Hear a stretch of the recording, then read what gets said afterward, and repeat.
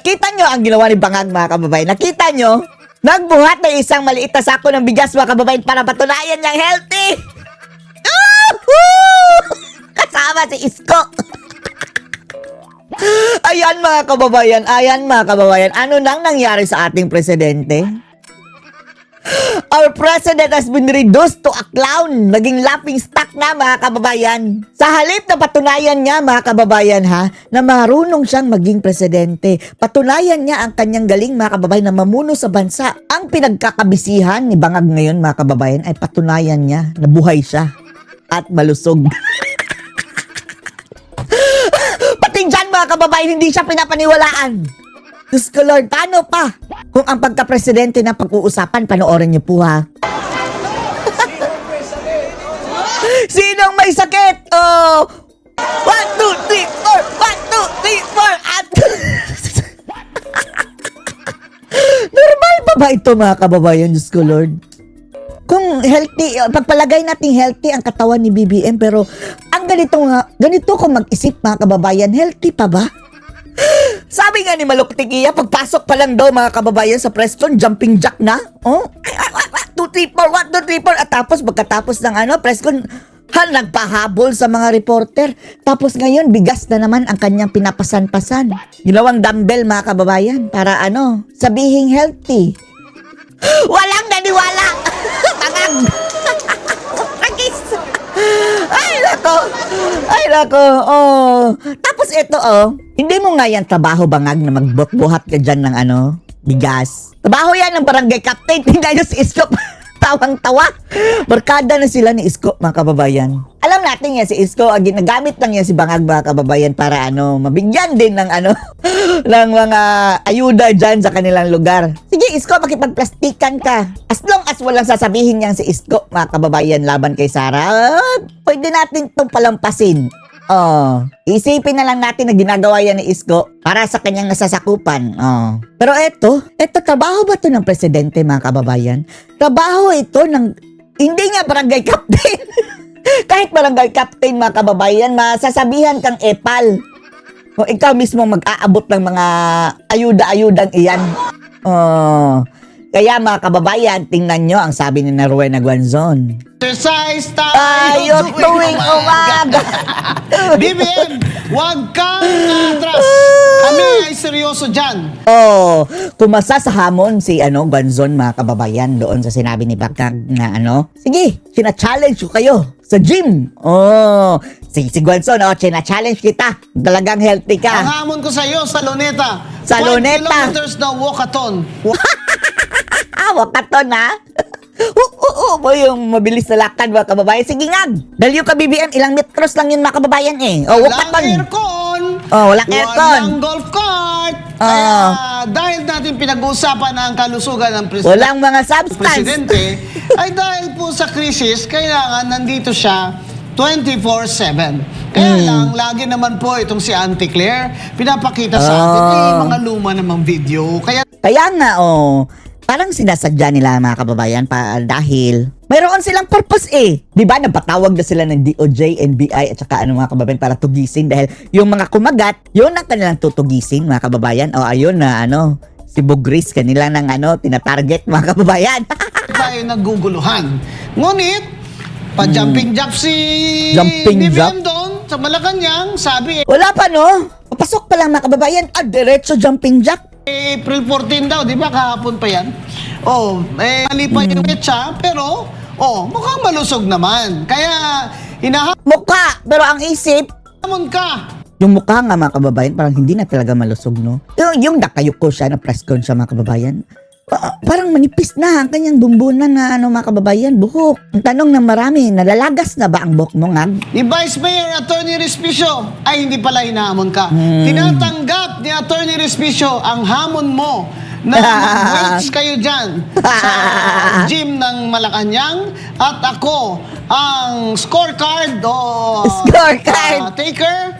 Pwede rin tayong kumuha ng referee sa games and amusement. Sige. Talagay mo, Attorney Laban. Respicio. Yung liit ni... Ito kasi si BBM is 67 years old. Kasi born in the same year kami. Pero maliit ito sa akin. Magkasing edad.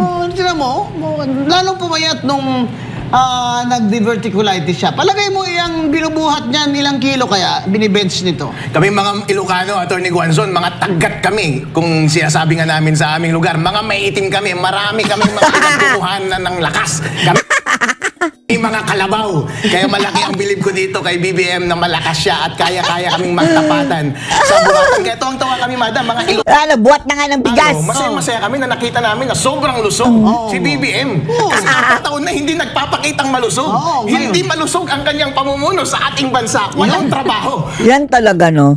Hanggang dyan na lang ba ang kaya mo nga na patunayan mong healthy ka? Wala pa rin naniwala, mga kababayan. Eto na lang nga, patunayan mo na lang na bagong buhay ka na.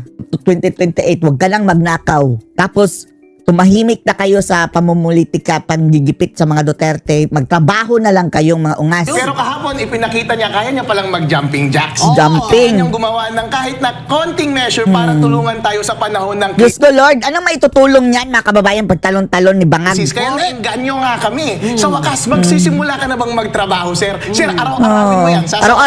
Araw-arawin mong kagaguhan. Pinaraw-araw, mga kababayan nga. Ay, so, Dahil ngayong araw na ito, mga kababayan, Araw-araw natin Nagbuhat. ipakita ang kalusugan natin, ang lakas natin, tuparin natin ang pangako natin. At sa wakas, mag-umpisa na tayong atupagin ang pagpapaunlad sa Pilipinas. Huwag yung talunan na impeachment process na ipinopromote mo. Talunan rin naman yung pinsan mong gustong tumakbo. Hindi naman... hindi rin mananalo. Hindi, Oh, Lord. nakakatawa. Sana kung ganyan siya Wala na, parang dinadrop na nila yan, mga kababayan. Ang kanila na lang, ipapanalo nila yung kandidato nila kahit sino, basta matalo lang si Sara, mga kababayan. At ngayon, ang kanilang mukhang si Lenny na nga dahil sa Okta Research, mga kababayan, naglabas ng naglabas sila ng resulta, mga kababayan. Okta Research, naglabas sila ng survey ko, na lumiliit na daw ang lamang ni BP Sara, mga kababayan, kay Lenny. Wow! Okta Research pa, mga kababayan. Yan din ang mga survey na ang tataas ng ratings na Bangag, mga kababayan. Sinong naniniwala sa Okta Research na yan? Kaya, Oo. At saka, ang saya-saya niya, mukha siyang masaya dyan, no? Sana yan din ang maramdaman ng sambayan ng Pilipino. Wala, natawa lang pero natawa pero nabwisit, mga kababayan, dahil hanggang dyan na lang ba ang kaya mo, Ngagvi? Hanggang dyan na lang ba? Yan ang paramdam mo, BBM. sa Wala Pilipinas. puro ayuda lang to masyadong superficial yung mga galawan nito. Kaya 3 million ang walang trabaho ngayon, BBM. Sana ang inyong kalusugan ay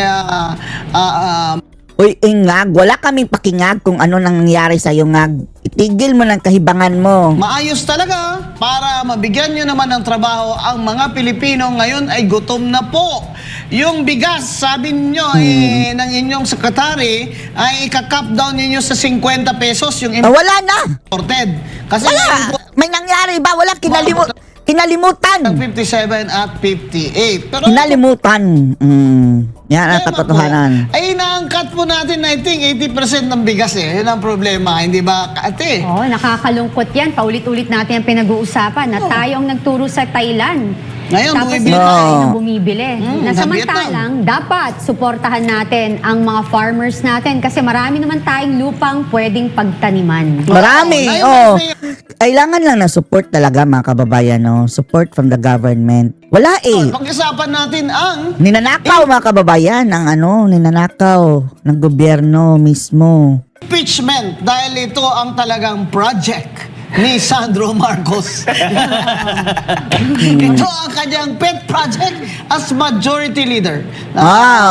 Ikaw pala, Charis, ang siyempre, nasa likod niyan. Pinapabaliwala niya yung kanyang... Plaers daw si mga kababayan, si Pero Charis. sa totoo lang, Si Charis, hindi pa ho umaatras si Basta ba, Martin tayo? Romualdez sa kanyang ambisyon na tumakbo maging presidente Drop it, tambalos-los. Drop ng it. Pilipinas sa 2028. Kaya itong impeachment na ito kay Bibi Sara ay isa Hindi nga umabot sa 1%, mga sa kakabayan. kanilang Hanggang ngayon, major project para po ma-disqualify ang Vice President o kaya Pareho lang ang nakaliskis ni ni Hontiveros na hindi umaabot sa 1%. bumaba ang rating niya sa mga survey. What do you think? survey Attorney test. Respicio? Alam mo, sa totoo lang, Atty. Guanzon, kaya tinawag kaming Solid North. Solid North, BBM kami, pero Solid North, Duterte rin kami. Aroy!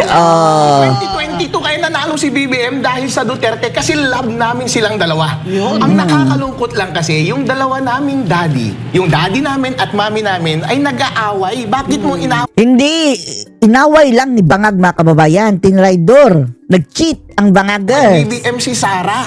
Ngayon tuloy, napipilitan kaming mamili sa inyo. Pero sa totoo lang, hindi naman kami namimili eh. Love namin si BBM. Hindi mo matatanggal yan sa kulay namin at sa Hindi namin love yan. dugo namin. Hindi Ilocano naman siya kaming tatakbo sentiments ulit. namin. Pero hindi siya tatakbo. Ang tatakbo Tagalite. Tama. Sino maglalove dyan kay Bangag mga kababayan? Pero hindi ibig sabihin na kapag inaaway niya yung nanay namin, ay magagalit dapat kami sa nanay namin, hindi.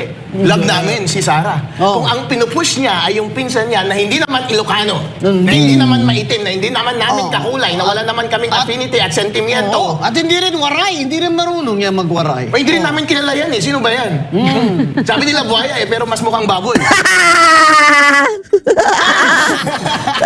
Lakaw, Pero hindi gagalit kilala yan. doon sa norte. Kaya hindi yan iboboto. BBM, nagsasayang ka lang ng oras mo sa pagpropromote sa kanya at paninira sa kanyang potensyal na kalaban. Imbes, ang ginawa mo sana ay yung Pakulong mo. ipinangako mo. Hibang. Oo, yung pinangako niya before, madam. Kasi di ba hindi maganda ang pamilya niya?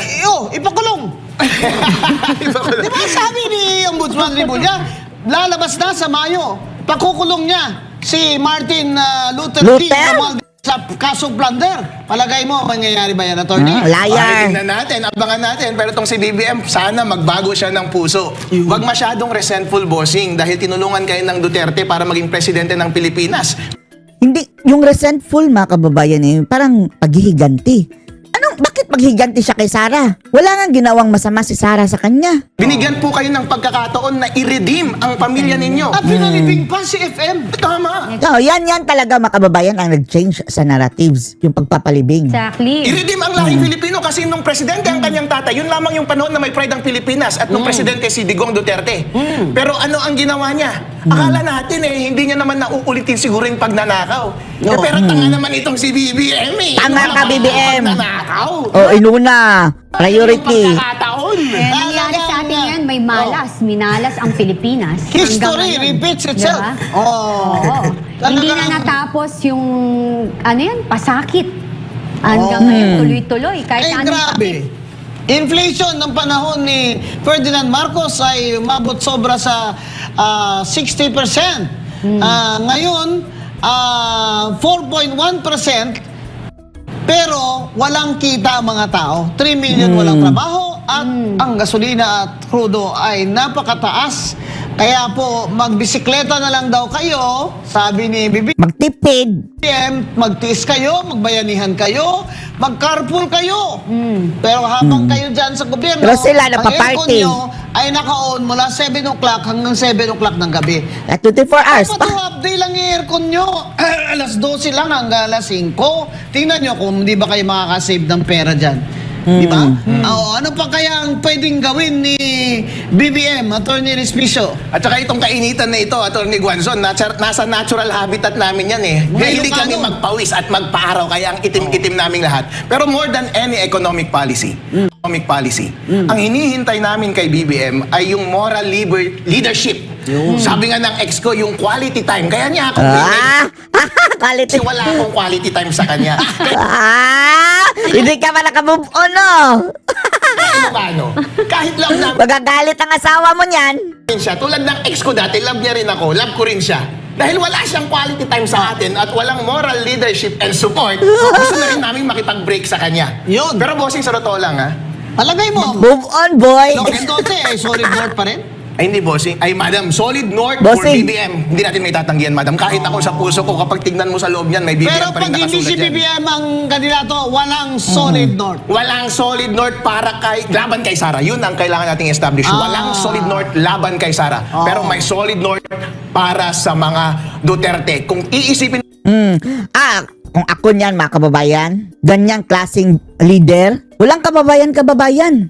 Bangag na sabi ni Amy. Tapos magnanakaw talaga, mga kababayan, magnanakaw. Hindi ko na yan susuportahan. ngayon, meron bang kalaban si Sara behind whom ay susuporta ng solid ang Norte? Wala. Dahil hindi namin sila kilalang lahat. Oo nga, no? Kasi nag-BBM Sara kayo dun, eh, no? O BBM Sara po. At sa katunayan ako, kaya nanalo si BBM dahil pumunta si Sara sa Isabela noon. Merong panahon na nangampanya sila sa Isabela, hindi pumunta si BBM. Ang pumunta lang si VP Sara. At lahat, daang libo at milyon lumabas sa kanilang bahay at sinalubong si Sara. Ganon siya, popular doon. Kaya nagtatakap kami, bakit inaaway ni BBM si Sara? Si Sara inaaway. papanalo sa kanya nung tumakbo nga siyang Vice President. Ito hindi kasi si manalo. Martin, eh. Ito, pahamak ito si Martin kay BBM talaga. Wala pa isang taon, sinaksak Bisyoso mo na kasi, eh. Ito talaga yung plano. Akala siguro ni Martin Romualdez, mga kababayan, na sa 2028, lupasay na yung Duterte yan.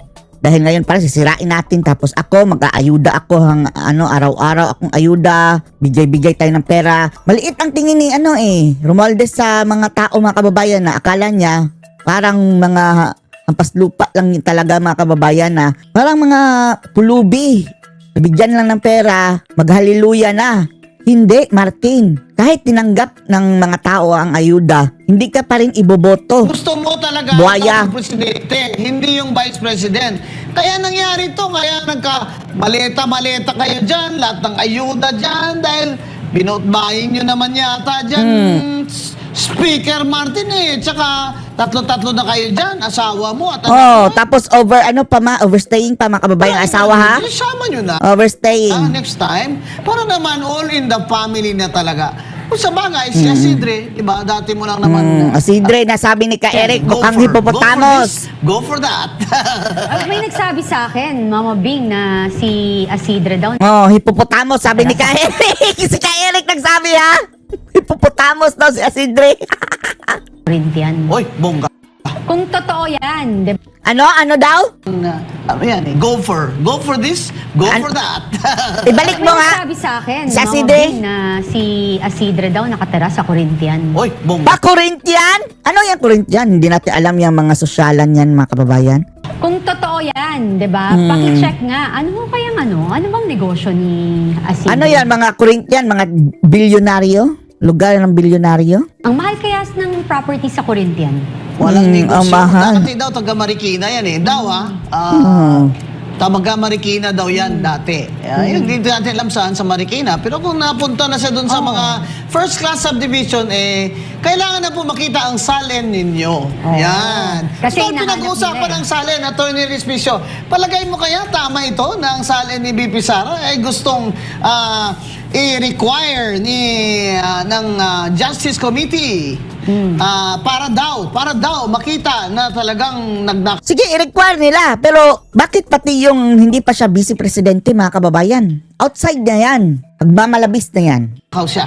Maling i-require ang SALN para madiskubre ang cause para siya ay i-prosecute for impeachment. Totoo yan, nasa saligang batas na may hearing, pwedeng mag-hearing ang Committee on Justice at linagay nila sa rules na merong hearing din. Pero yung hearing na ito, kasama ba yung compulsory process to subpoena? Bakit baliktad, mga kababayan? Nauna ang kanilang decision, ang verdict, tapos to follow na ang hearing.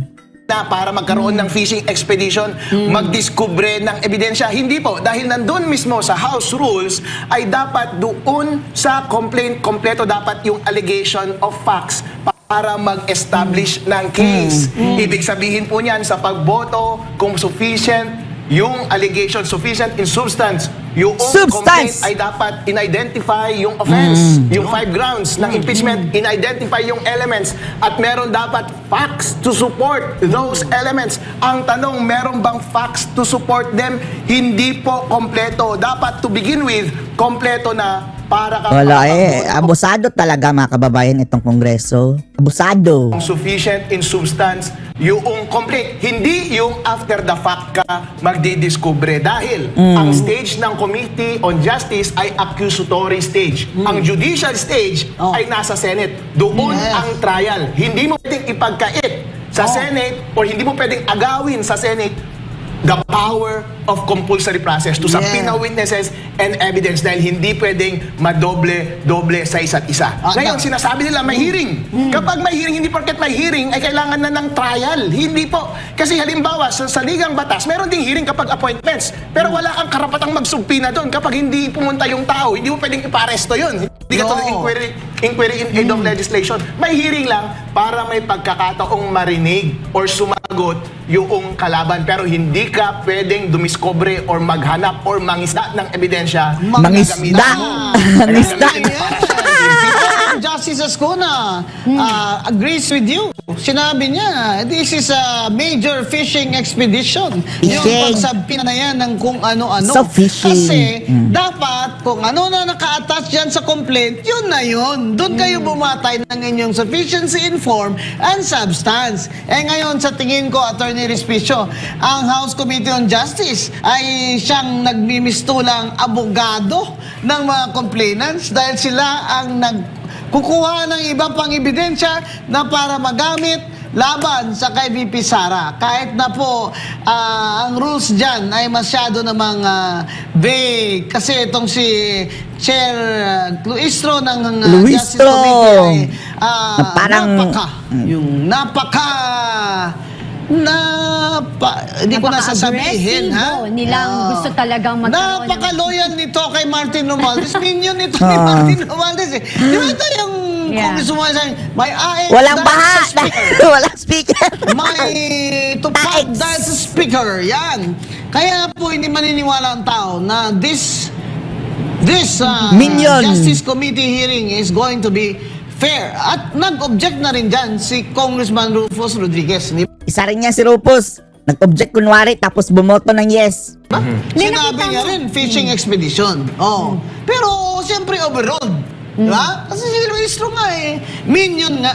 Ni Minion. Martin. Oh. Diyan, Congressman Rufus Rodriguez. Yes. Diba? Former Dean of San Sebastian Law. UP Law alumnus. Sinasabi niya, you cannot You cannot. subpoena other documents. It will be a You fishing cannot, I cannot. expedition. And therefore, it will violate the right to due process of Vice President Sara. Kaya po, nasa Supreme Court na naman ang petisyon ni VP Sara na ipawalang bisa itong impeachment process sa House dahil sa itong every step of the way. Every dapat, step of sinasabi the ng way? Supreme Court sa unang impeachment hearing decision ay dapat po may due process at every step of the way. Hindi, Tama. tsaka yung di ba sinabi naman nila, sufficient in form, sufficient in substance, bakit hindi nila iakyat na sa Senado? Bakit Gusto kailangan- nila, wala kasi silang laban sa Senado mga kababayan eh. Kaya ngayon pa lang, sige, dito na lang natin ito, gagawin. Magkakaroon tayo ng sariling impeachment. nila gumawa ng mini trial. Mini Daan sa hearing. House of Representative, halatang halata na. Para sumikat, yung introduction pa Para makakuha din sila mga kababayan ng makasakali nga, makakuha sila ng gusot. lang ni Abante ba yun? Pabante liling. Congressman Abante ng Maynila ay napakahaba naman, sir. Ano ba yun, sir? Privilege speech ba yun? O ano yun? Pasikat mga kababayan. Akala siguro niya mga kababayan na parang humili ang obispo monyo daw yan mga kababayan sa kanilang simbahan. Statement pa lang as a what do you call this? Member of the House Committee on Justice. By the way, parang na-meet ko yung kapatid niyan. Parang may na-meet ako sa kanya na Kapatid, si Satanas yun. Si Satanas siguro yun. kapatid. Kapatid ni Satanas siguro sa Abante. Siya mismo ang Satanas. Or nasabi na, parang na-meet ko na iba ang reliyon sa kanya. Anyway. Congressman Abante is always fiery, no? A fire of the bolts of fire from hell, etc. Fires from this hell. introduction was probably the longest in the history of the House Committee on Philippines. Justice.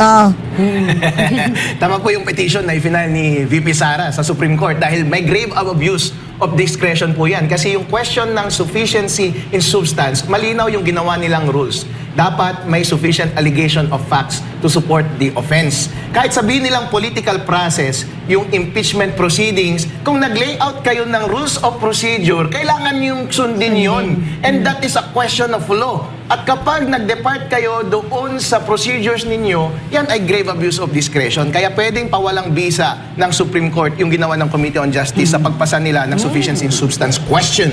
Kahapon, na-discuss ko na kung bakit kasinungalingan yung mga pinagsasabi ni Madriaga laban sa akin. Na ako daw ay may sama ng loob sa kanya dahil di umano, tinulungan daw niya yung mga biktima ko ng land grabbing. Kaya ako nagpademanda ng kidnapping. Siguro naman maintindihan ninyo, wala namang piskal na magsasampa ng kaso ng kidnapping, 2 counts, at wala ring hukuman na magkakait sa kanya ng pagpiyansa para sa panandaliang kalayaan kung mahina ang ebidensya laban sa kanya. So napakadaling sirain yung niya sinabi tungkol sa akin dahil nga nakakulong siya. Bagamat siya ay humingi ng pagkakataon na magkaroon nga ng panandaliang kalayaan dahil malakas ang ebidensya laban sa kanya. So malino na malino po yan. Yung mga land grabbing na sinasabi niya, puro kasinungalingan. At kaya nga po, sinabi ko kahapon din, yung falsis in uno, falsis in yung basta nagsinungaling sa simula, sinungaling sa lahat in omnibus, no?